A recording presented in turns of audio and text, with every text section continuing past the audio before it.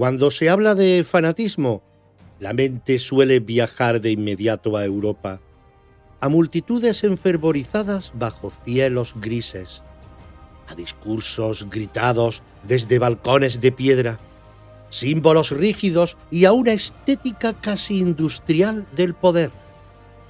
Pero el fanatismo no pertenece a un clima ni a una geografía concreta. También germina bajo el sol, entre palmeras, entre música caribeña y una aparente alegría de vivir. A veces incluso se disfraza de orden, de progreso y de estabilidad. Y ahí, en ese escenario luminoso y engañoso, aparece la figura de Rafael Leónidas Trujillo, uno de los ejemplos más claros de cómo un solo hombre puede ocupar el lugar de un país entero. Trujillo no fue un dictador al uso, al menos no en la superficie. No se presentó como un salvador airado ni como un revolucionario romántico. Se construyó a sí mismo como algo más inquietante, el padre de la patria, el garante del orden, el hombre indispensable. Su fanatismo no se basó en grandes discursos ideológicos, sino en una idea mucho más peligrosa por su sencillez. Sin él, la nación no podía existir.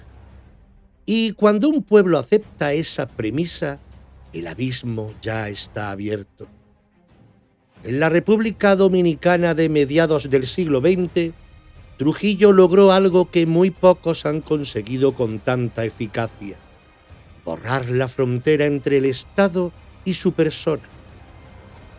No gobernaba el país, él era el país. Su nombre estaba en las calles, en las escuelas, en los documentos oficiales, en los negocios, los hogares, no como una imposición puntual, sino como una presencia constante, casi naturalizada. Poco a poco, la vida cotidiana fue girando en torno a él, como si fuese una ley física inevitable.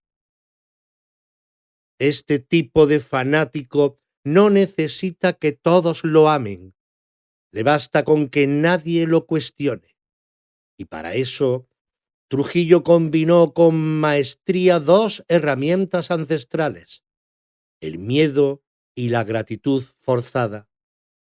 Miedo a desaparecer, a perderlo todo, a ser señalado. Gratitud por carreteras, hospitales, empleos, favores, aunque todo tuviera un precio invisible, porque bajo su régimen nada era gratuito, todo generaba deuda, y toda deuda generaba obediencia. Resulta inquietante comprobar cómo en ese contexto el fanatismo no siempre se expresaba en forma de fervor exaltado. Muchas veces era silencio, rutina, mirada baja.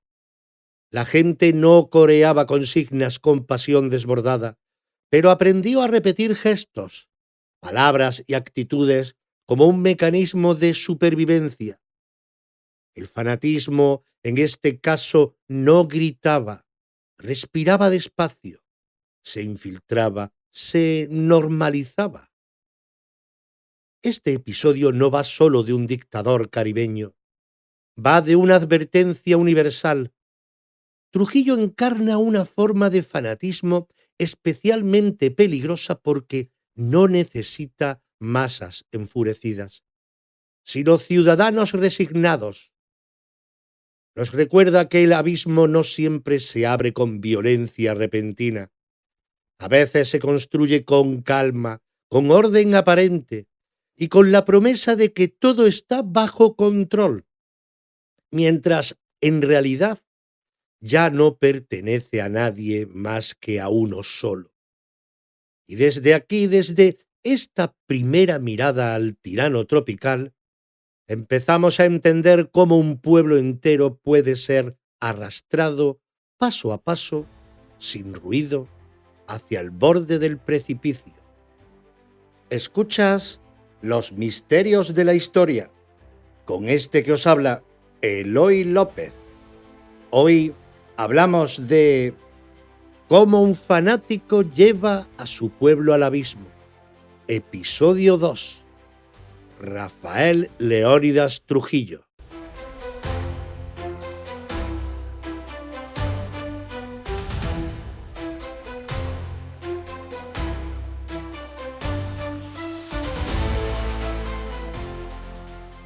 La República Dominicana de comienzos del siglo XX no era todavía un país roto, pero sí un país vulnerable.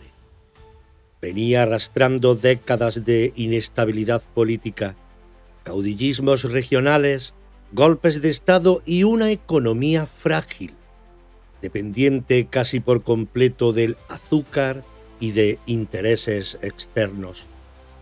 La idea misma de Estado era débil, difusa, más cercana a una suma de lealtades personales que a una estructura sólida y compartida. Y cuando un país no tiene instituciones fuertes, acaba buscándolas en un hombre.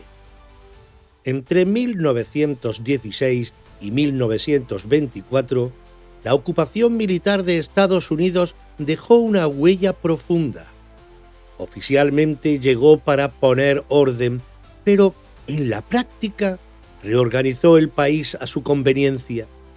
Se creó una Guardia Nacional moderna, centralizada y disciplinada, pensada para garantizar estabilidad, aunque sin imaginar que ese mismo instrumento acabaría siendo el pilar de una de las dictaduras más largas y asfixiantes de América Latina.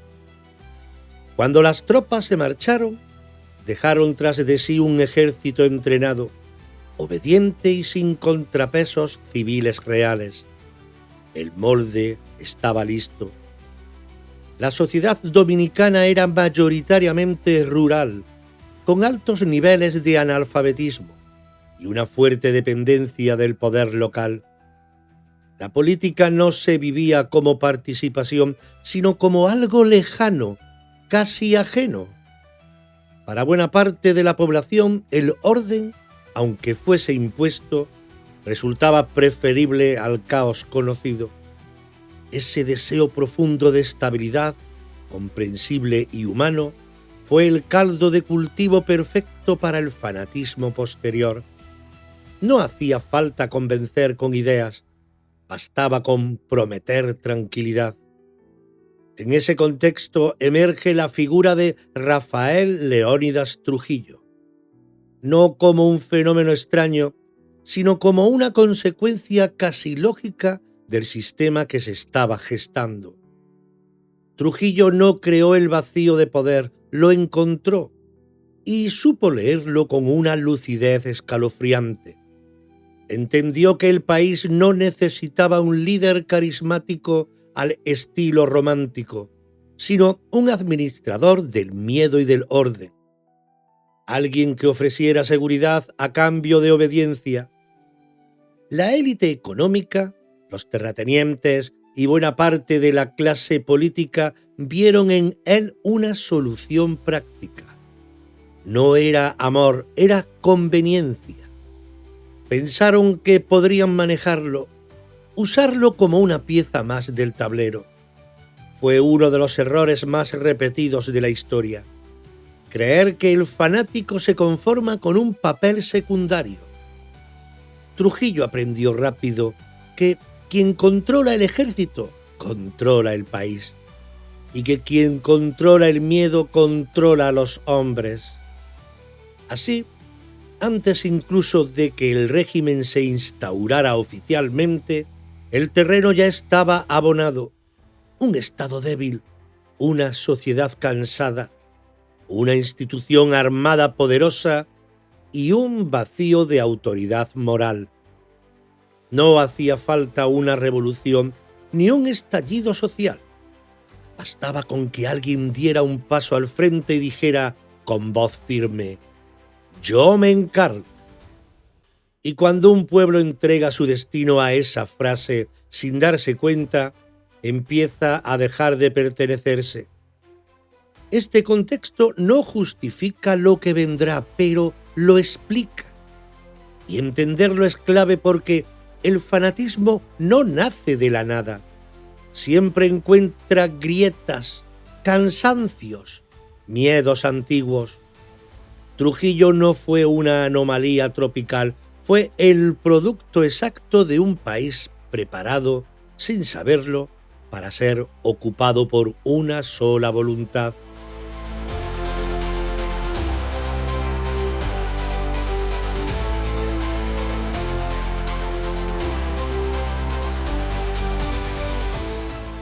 El ascenso de Rafael Leónidas Trujillo no fue un estallido repentino, ni una toma violenta del poder a la vista de todos.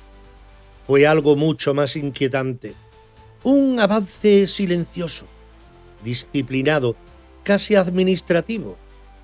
Trujillo no irrumpió gritando, entró caminando firme, con uniforme planchado y una sonrisa que prometía orden.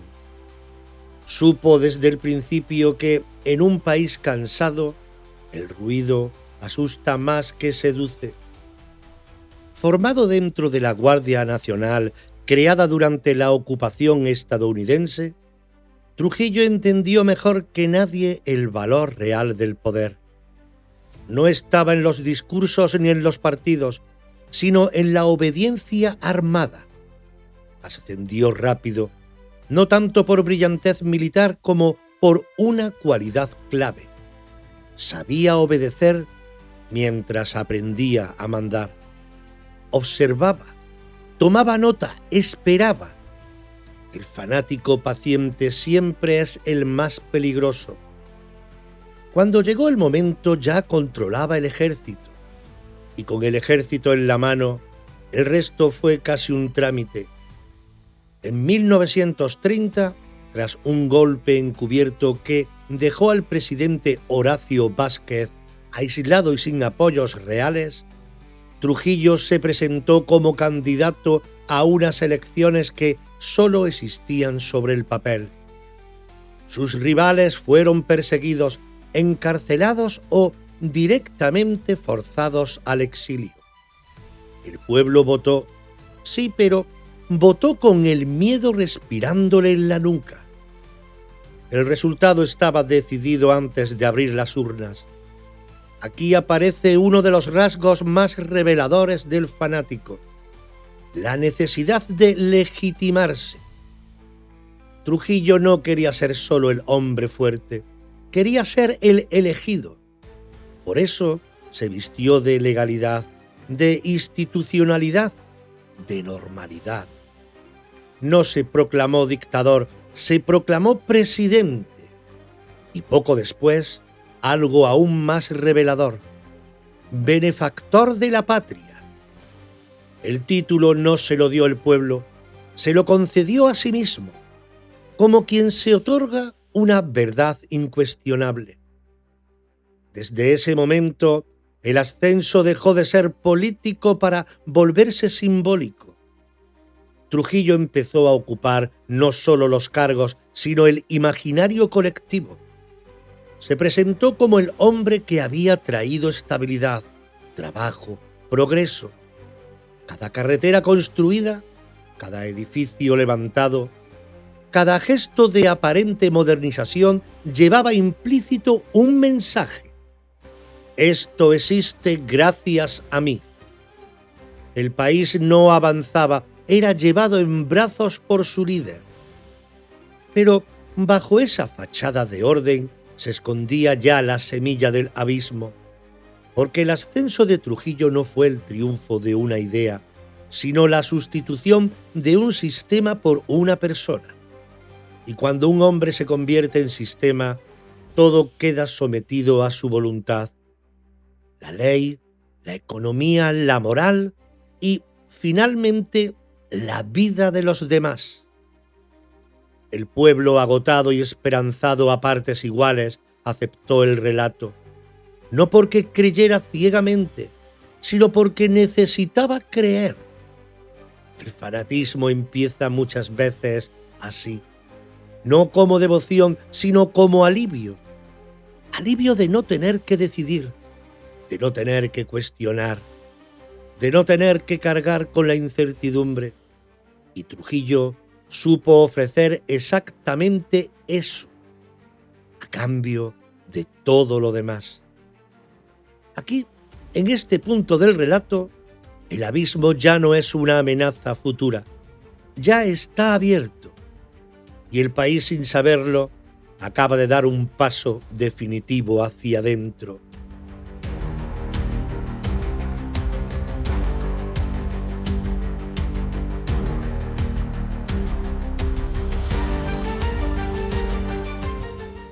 Todo fanático necesita algo más que fuerza para perpetuarse.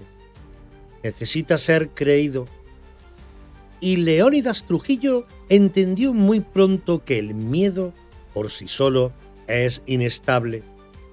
Puede someter, pero no perdura. Para durar hay que ocupar el imaginario, colonizar la mente, instalarse en la vida cotidiana como una presencia inevitable. Así nació uno de los cultos a la personalidad más asfixiante del siglo XX, disfrazado de patriotismo y gratitud. Trujillo no se conformó con gobernar desde los despachos. Quiso estar en todas partes. Su nombre empezó a cubrir el país como una segunda piel. Calles, escuelas, puentes, montañas, instituciones, empresas.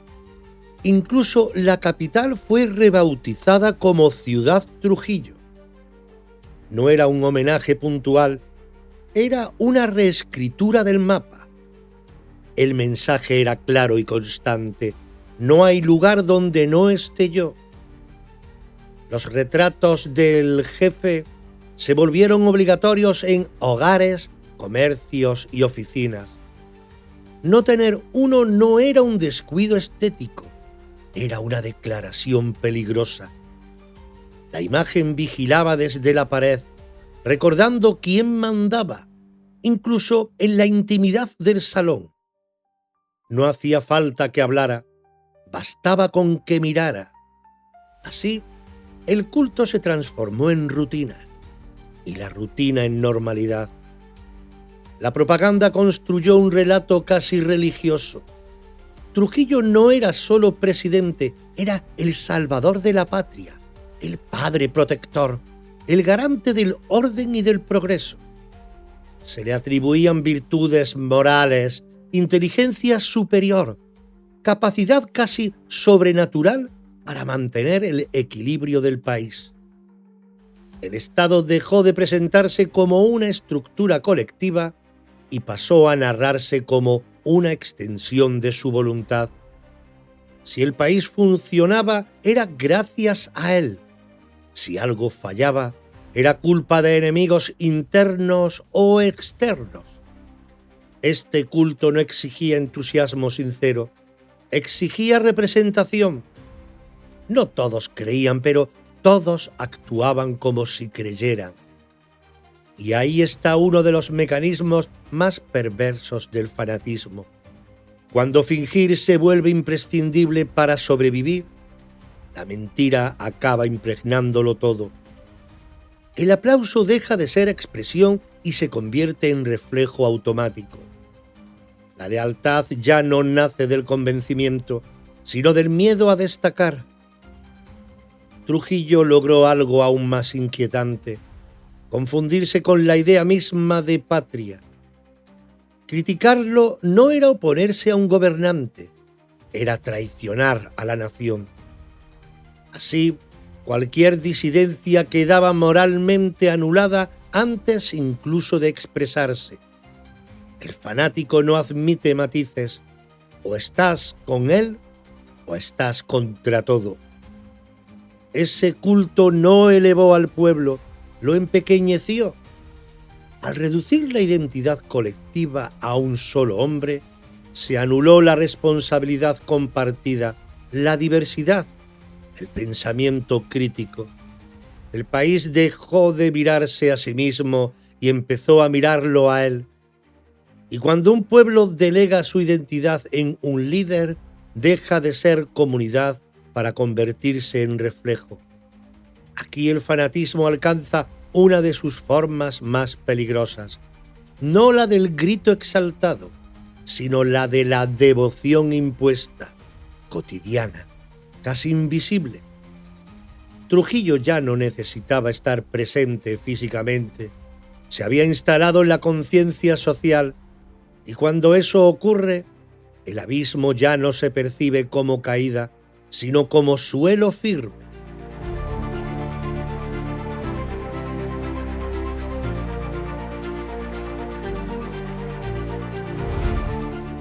Todo culto necesita un santuario, pero también necesita un sótano. Y el de Rafael fue el miedo organizado, metódico, cotidiano. No un miedo explosivo, sino uno persistente, casi administrativo, que se cuela en las conversaciones, en los gestos, en la forma de mirar antes de hablar. El régimen entendió pronto que no hacía falta castigar a todos, bastaba con que todos supieran que podía pasarles. La pieza clave de ese engranaje fue el servicio de inteligencia militar, el temido SIM. No era solo una policía secreta, era una atmósfera. Sus agentes estaban en todas partes y en ninguna. Nadie sabía con certeza quién trabajaba para ellos, y precisamente por eso cualquiera podía serlo. El vecino, el compañero de trabajo, el primo lejano. La desconfianza se volvió norma, y cuando la desconfianza se instala, el poder ya no necesita mostrarse, se ejerce solo. Las detenciones arbitrarias, las torturas y las desapariciones no eran errores del sistema, eran el sistema. Cada caso servía de advertencia silenciosa al resto. No hacía falta explicarlo en voz alta. Bastaba con que alguien no volviera, con que un nombre dejara de pronunciarse, con que una familia aprendiera a no preguntar. El miedo educa rápido y no olvida. Pero lo más perverso no fue la violencia directa, sino la denuncia inducida. El régimen convirtió a los ciudadanos en vigilantes involuntarios, no siempre por convicción, muchas veces por supervivencia. Denunciar a otro podía significar salvarse uno mismo, proteger a los hijos, conservar el trabajo. Así, el fanatismo ya no residía solo en la figura del líder, sino que se distribuía en pequeñas decisiones cotidianas, todas ellas marcadas por el instinto de conservación. El silencio se volvió una virtud. Hablar poco, opinar menos, asentir siempre. El miedo enseñó a medir cada palabra, cada gesto, cada mirada.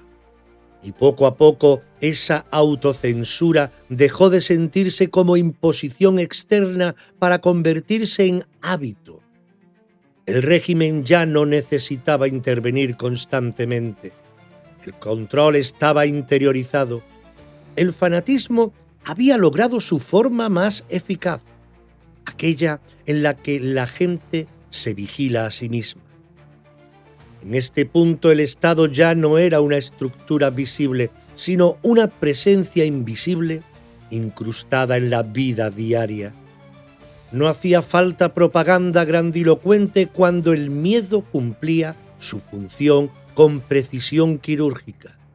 El orden se mantenía no por consenso, sino por paralización. Y un pueblo paralizado no cae de golpe al abismo, se queda quieto mientras el suelo desaparece bajo sus pies. Aquí entendemos algo esencial. El fanatismo no solo se impone desde arriba, también se reproduce horizontalmente. Cada silencio obligado, Cada gesto de prudencia extrema, cada palabra tragada refuerza el sistema. Trujillo no necesitó estar en cada esquina. El miedo ya hacía el trabajo por él.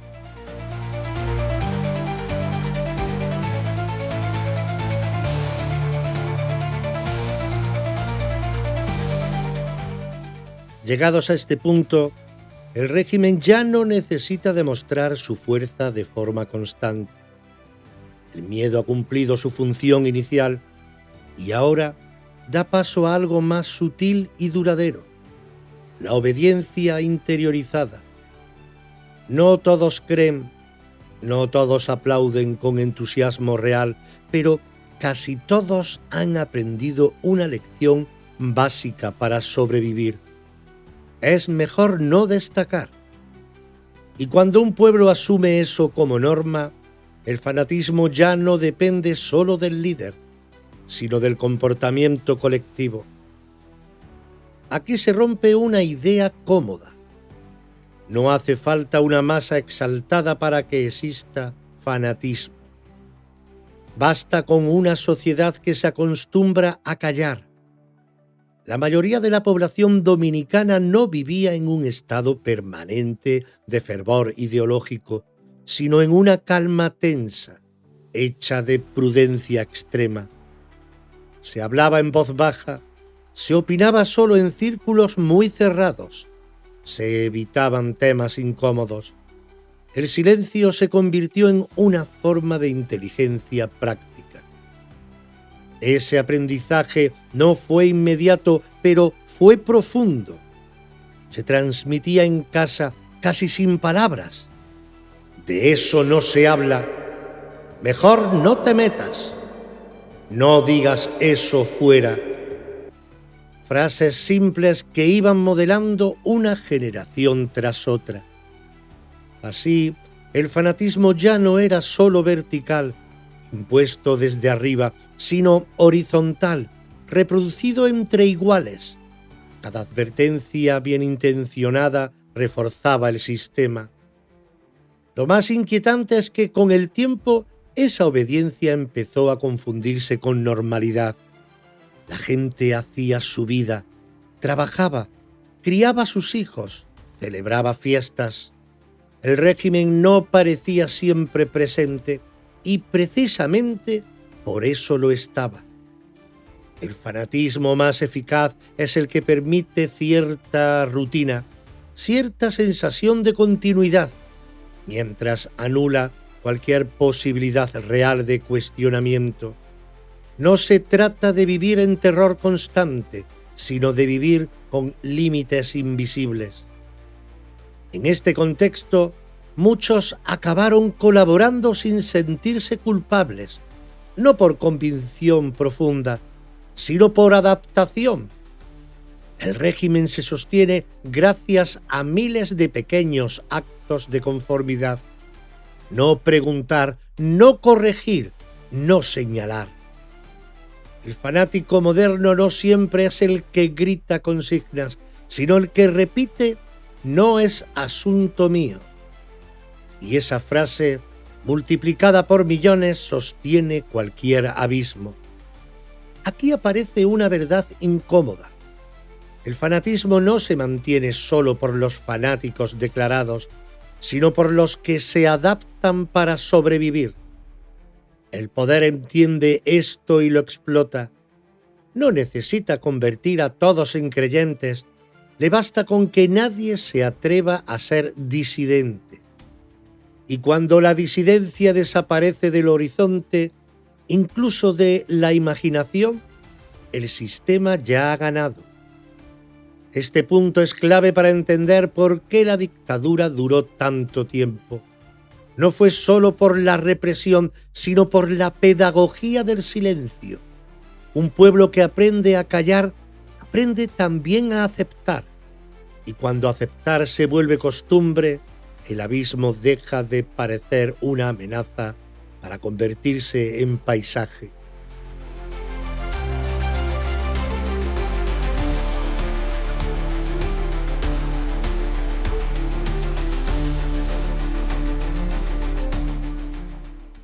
Todo fanático acaba creyéndose más que un gobernante. Cuando el poder se prolonga sin límites, deja de gestionarse y empieza a imaginarse. Y en ese punto aparece el delirio de grandeza, esa convicción íntima de que uno no solo manda, sino que encarna un destino superior. En el caso de Leónidas Trujillo, ese delirio tomó una forma especialmente peligrosa: la obsesión por la pureza y la necesidad de un enemigo interno que justificara su papel de salvador.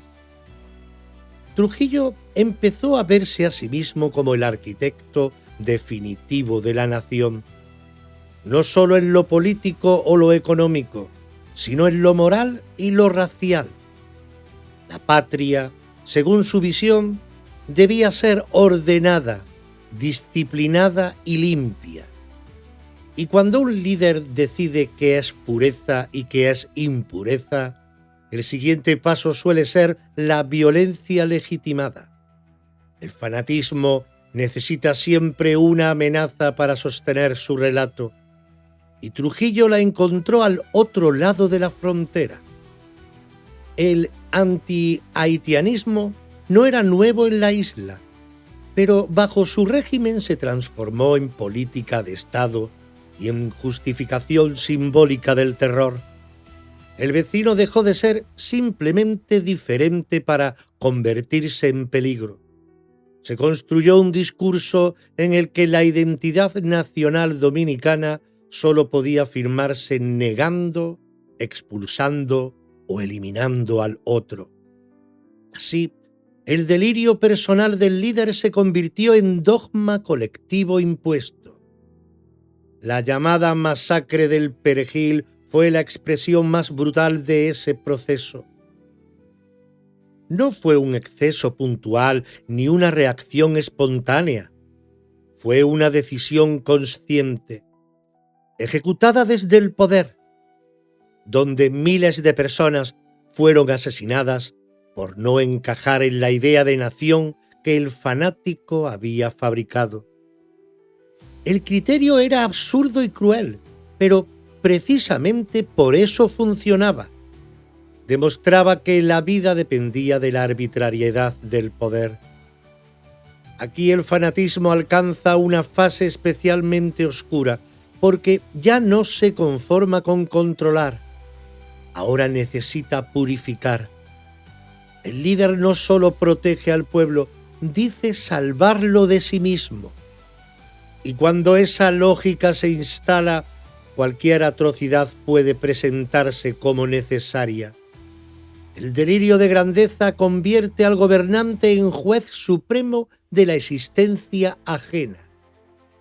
Lo más inquietante es cómo este discurso cala incluso entre quienes no participan directamente en la violencia. El miedo y la propaganda hacen su trabajo. Se mira hacia otro lado. Se justifica lo injustificable, se repite el relato oficial para no enfrentarse al horror. El fanatismo no necesita que todos maten, le basta con que muchos acepten. En este punto, Trujillo ya no gobierna desde la razón ni desde el cálculo político. Gobierna desde una fantasía peligrosa, la de creerse indispensable para la supervivencia moral de la nación. Y cuando un hombre se convence de que sin él todo se corrompe, el abismo deja de ser un riesgo y pasa a ser un instrumento, porque ya no se trata de evitar la caída, sino de empujar a otros dentro, en nombre de una supuesta grandeza.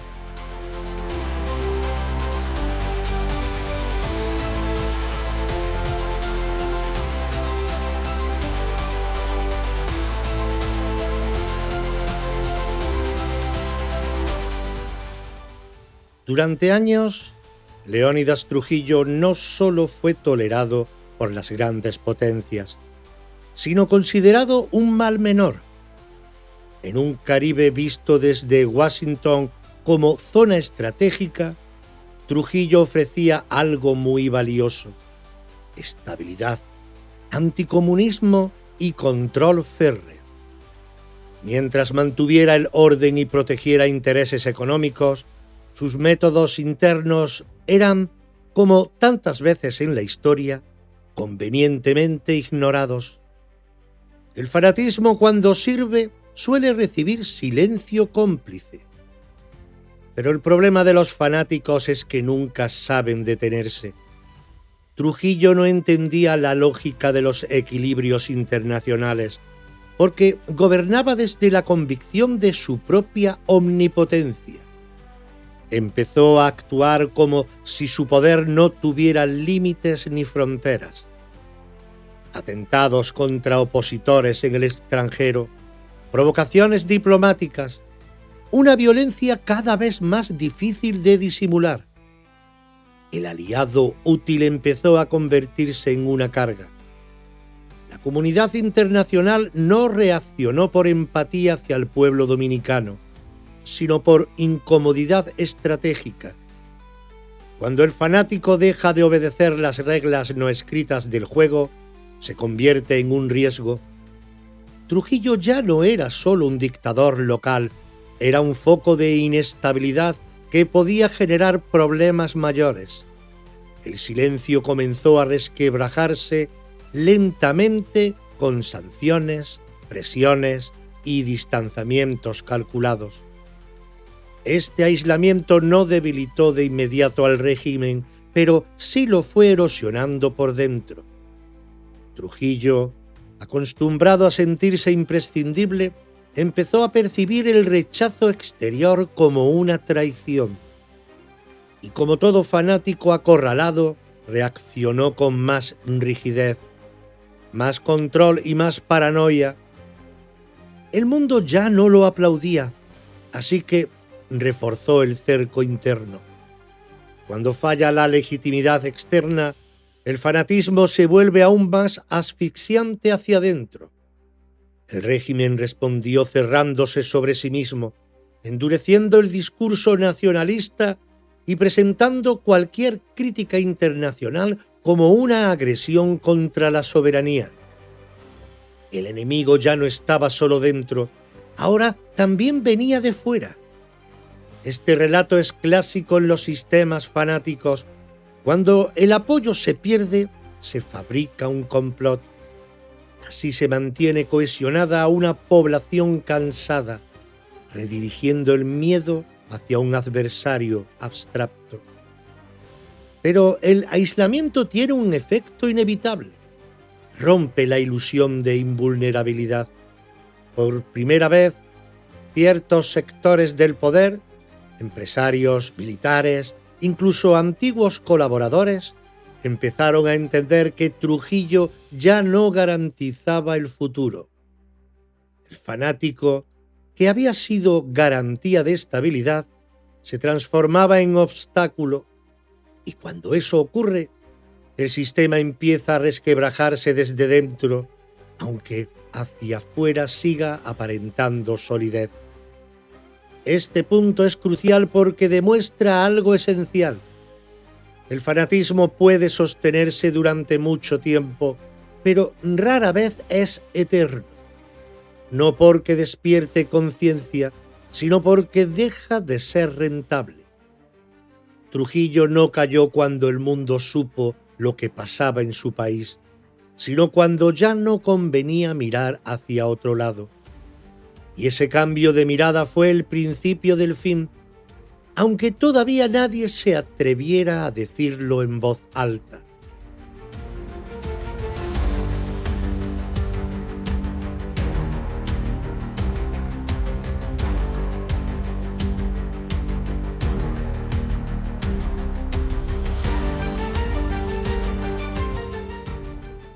El 30 de mayo de 1961, Rafael Leónidas Trujillo fue abatido en una emboscada en una carretera solitaria.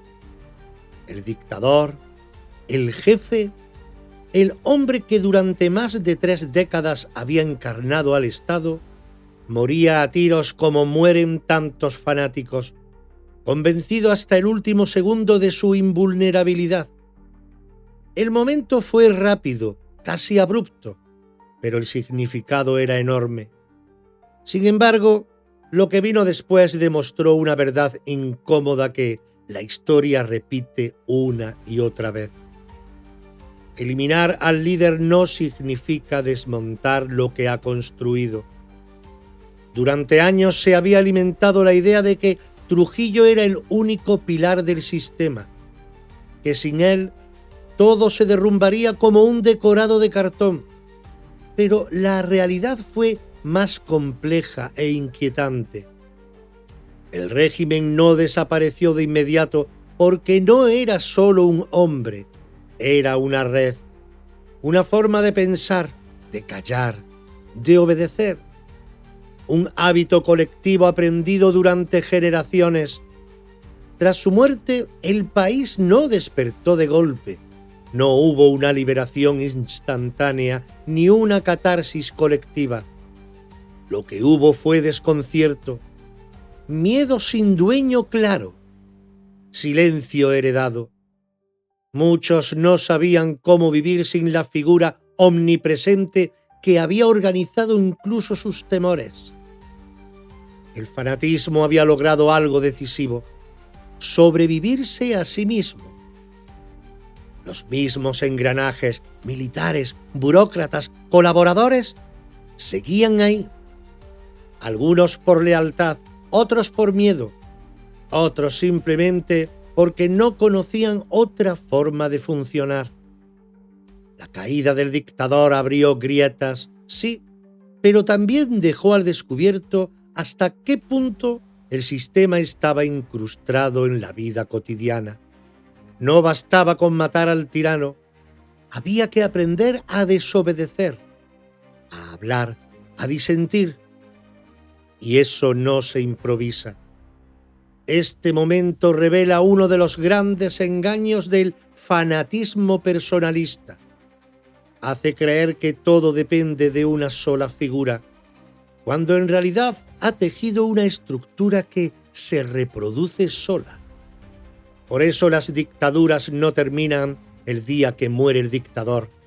Terminan mucho después, cuando el miedo pierde eficacia y la gente empieza poco a poco a reconocerse de nuevo como sujeto y no como sombra. La muerte de Trujillo fue necesaria, pero no suficiente. Fue un punto de inflexión, no un final.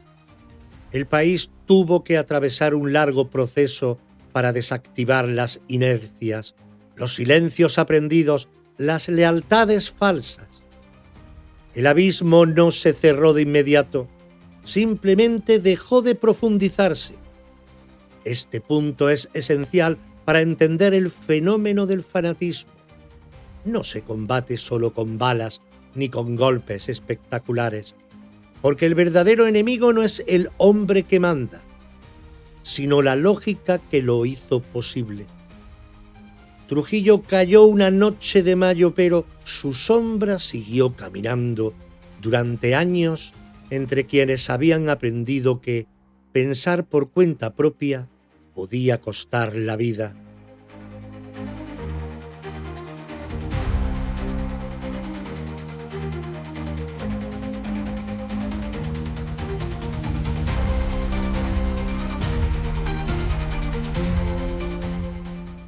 La historia de Rafael Leónidas Trujillo no es solo la crónica de una dictadura caribeña, ni el retrato de un tirano especialmente cruel. Es, sobre todo, una advertencia universal, porque Trujillo no conquistó su país como un invasor externo. Lo ocupó desde dentro, poco a poco, hasta confundirse con él. Y ahí reside el peligro más profundo del fanatismo. No necesita destruirlo todo de golpe. Le basta con ocupar el espacio de lo común. El fanático no gobierna para administrar, gobierna para sustituir. Sustituye las instituciones por su voluntad, la ley por su criterio, la patria por su nombre. Donde antes había un nosotros, instala un yo hipertrofiado. Y cuando ese proceso se completa, el pueblo deja de ser sujeto para convertirse en escenario. Todo ocurre en función del líder, incluso el miedo. Trujillo demostró que el fanatismo no siempre se presenta como furia desatada. A veces llega envuelto en orden, en promesas de estabilidad, en la tranquilidad de que alguien se encargue de todo. Ese es su mayor engaño, porque cuando un pueblo entrega su responsabilidad a cambio de calma, empieza a desaparecer como comunidad consciente. El abismo no se abre con un empujón, se abre con una cesión. Lo más inquietante es que este tipo de fanatismo no pertenece al pasado ni a una región concreta. No necesita uniformes ni grandes consignas. Le basta con el cansancio social, con el miedo a la incertidumbre, con la tentación de delegar la libertad en manos de quien promete seguridad absoluta. Trujillo fue un rostro concreto de un mecanismo que se repite con distintos nombres y acentos. La caída del dictador no cerró automáticamente ese ciclo porque el fanatismo deja huellas profundas. Enseña a callar, a mirar hacia otro lado, a normalizar lo inaceptable. Por eso, la verdadera lucha no es contra el tirano visible, sino contra la lógica que lo hace posible y lo mantiene. Mientras esa lógica siga viva, el abismo siempre estará esperando. Este episodio no busca señalar solo a un hombre, sino invitarnos a mirar algo más incómodo. ¿Hasta qué punto los pueblos, por miedo o cansancio, permiten ser ocupados? Trujillo no fue un accidente histórico, fue el resultado de una renuncia colectiva que se fue construyendo día a día en silencio. Y ahí queda la reflexión abierta y sin consignas, porque cada vez que alguien confunde su destino personal con el de todos, cada vez que una sola voz pretende ocupar el lugar del conjunto, el fanatismo vuelve a asomar. Y cuando eso ocurre, la historia nos recuerda una y otra vez que el abismo no aparece de repente. Se camina hacia él creyendo que el suelo sigue siendo firme.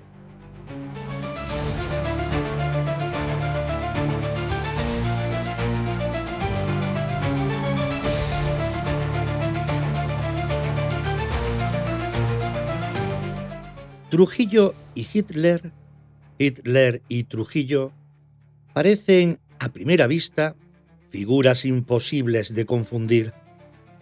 Uno emerge bajo el sol del Caribe, envuelto en uniformes blancos, paternalismo y una falsa calma tropical.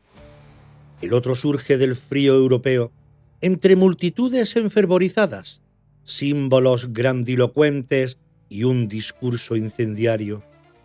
Dos escenarios distintos, dos estéticas opuestas, dos modos de llegar al poder que engañan al ojo, pero no al fondo.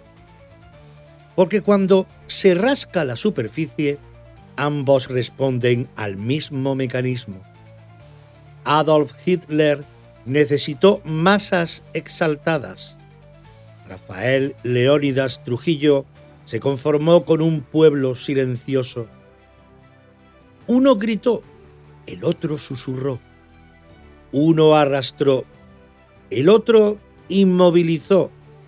Pero el resultado fue idéntico. Sociedades paralizadas, miedo normalizado y una patria reducida al tamaño de un solo hombre. El fanatismo de Hitler fue explosivo, contagioso, casi histérico. El de Trujillo fue metódico, frío, cotidiano. En Alemania, el fanático necesitó convencer. En la República Dominicana le bastó con que nadie se atreviera a disentir. Y sin embargo, ambos lograron lo mismo: borrar al individuo, sustituir la conciencia por obediencia y convertir al Estado en una prolongación de su ego. Los pueblos, distintos entre sí, acabaron atrapados en la misma trampa. En uno, el fervor cegó, en el otro, el miedo enseñó a callar. Pero en ambos casos se produjo la misma renuncia silenciosa. Dejar de pensar por cuenta propia a cambio de una falsa seguridad. Ahí es donde el fanatismo gana siempre, independientemente del idioma, la bandera o el clima. Hitler cayó derrotado y Trujillo asesinado, pero ninguno se llevó consigo lo que realmente habían construido, porque el fanatismo no muere con el líder, sobreviven los hábitos, en los silencios heredados, en la tentación de volver a entregar la libertad a quien promete orden absoluto. Y quizá esa sea la lección más incómoda que dejan ambos. No importa cómo se vista el fanatismo, ni cómo llegue al poder. Cuando un pueblo confunde la patria con un hombre, el abismo ya está abierto y siempre, siempre termina cobrándose el mismo precio.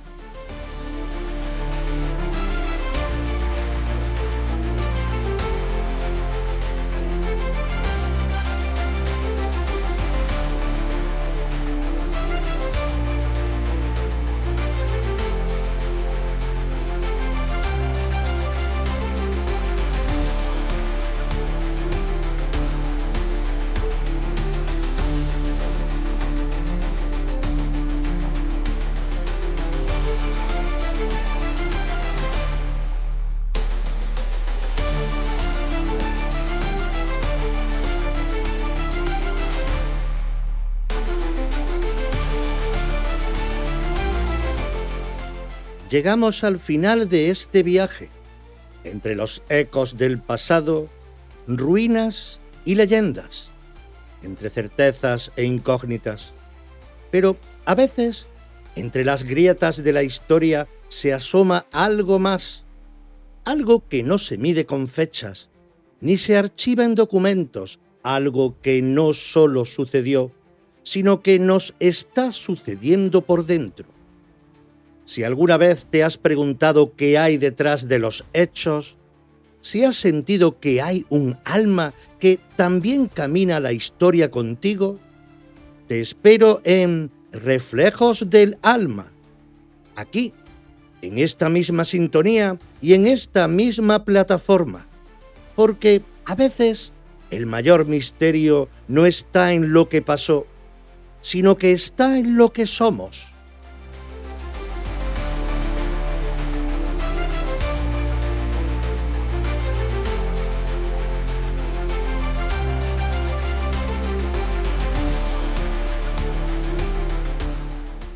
Este podcast y todos los creados bajo los sellos Reflejos del Alma y Los Misterios de la Historia son propiedad intelectual de la Asociación Cultural Reflejos del Alma, ACRA.